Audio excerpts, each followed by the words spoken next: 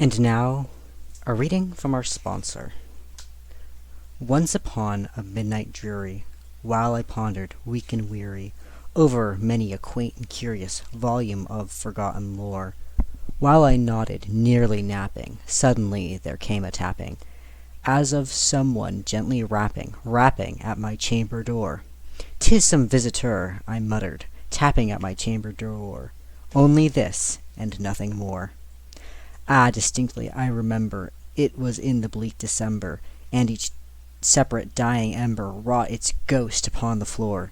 Eagerly I wished the morrow, vainly I had sought to borrow from my books surcease of sorrow for the lost Lenore, for the rare and radiant maiden whom the angels name Lenore, nameless here forevermore.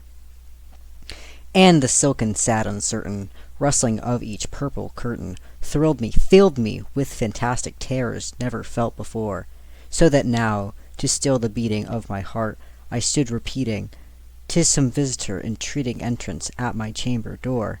'Tis some late visitor entreating entrance at my chamber door. This is it, and nothing more." Presently my soul grew stronger, hesitating, then no longer. "Sir," said I, "or madam, truly, your forgiveness I implore, but the fact is I was napping, and so gently you came rapping, and so faintly you came tapping at my chamber door, that I scarce was sure I heard you. Here I opened wide the door, darkness there, and nothing more." Deep into that darkness peering, long I stood there, wondering, fearing, doubting, dreaming dreams no mortal ever dared to dream before. But the silence was unbroken, and the stillness gave no token. And the only word there spoken was the whispered word, "Lenore." This I whispered, and an echo murmured back the word "Lenore."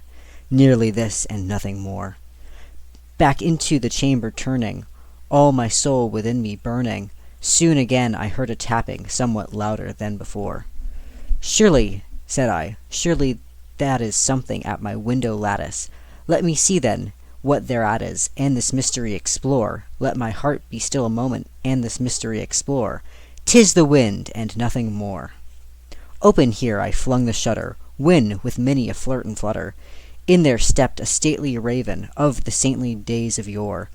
Not the least obeisance made he, not a minute stopped or stayed he, but with mien of lord or lady perched above my chamber door, perched upon a bust of Pallas, just above my chamber door, perched and sat, and nothing more. Then this ebony bird beguiling my sad fancy into smiling, by the grave and stern decorum of the continents at war. "Though thy crest be shorn and shaven, thou," I said, "art sure no craven, ghastly, grim, and ancient raven, wandering from the nightly shore. Tell me what thy lordly name is on the night's Plutonian shore." Quoth the raven, "Nevermore." Much I marvelled this ungainly fowl to hear discourse so plainly, though its answer little meaning, little relevancy bore, for we cannot help agreeing that no living human being ever yet was blessed with seeing bird above his chamber door, bird or beast upon the sculpted bust above his chamber door, with such name as Nevermore. But the raven, sitting lonely on the placid bust, spoke only that one word, as if his soul in that one word he did outpour. Nothing farther than he uttered, not a feather then he fluttered, till I scarcely more than muttered, "Other friends have flown before, on the morrow he will leave me, as my hopes have flown before."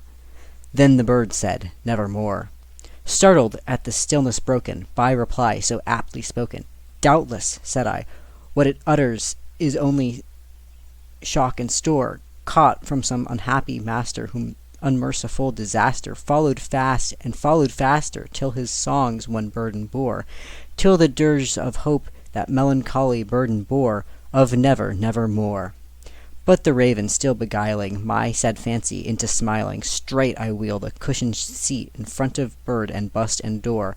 Then, upon the velvet sinking, I betook myself to linking fancy unto fancy, thinking what this ominous bird of yore, what this grim, ungainly, ghastly, gaunt, and ominous bird of yore meant in croaking "Nevermore."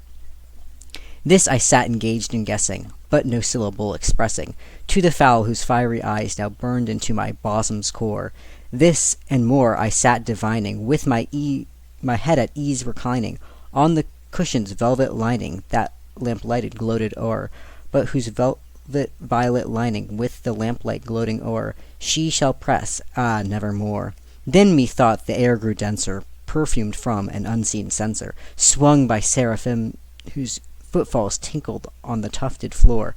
Wretch, I cried, thy God hath lent thee, by these angels he hath sent thee, respite, respite, and nepenthe from thy memories of Lenore. Quaff, oh quaff this kind nepenthe, and forget this lost Lenore. Quoth the raven, nevermore. Prophet, said I, thing of evil, prophet still, if bird or devil, whether tempter sent, or whether tempest tossed thee here ashore, desolate, yet all undaunted, on this desert land enchanted, on this home by horror haunted, tell me truly, I implore. Is there balm in Gilead? Tell me, I implore. Quoth the raven, nevermore.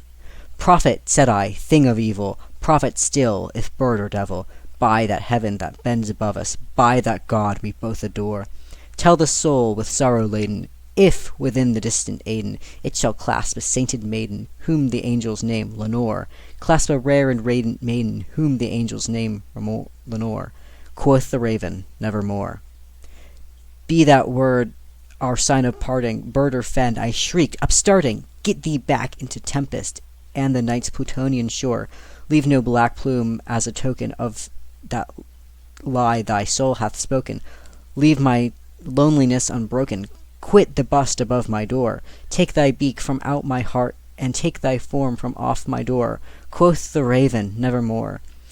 And the raven, never flitting, still is sitting, on the pallid bust of Pallas, just above my chamber door. And his eyes have all the seeming of a demon's that is dreaming, and the lamplight o'er him streaming throws his shadow on the floor, and my soul, from out that shadow that lies floating on the floor, shall be lifted nevermore. By Edgar Allan Poe, The Raven.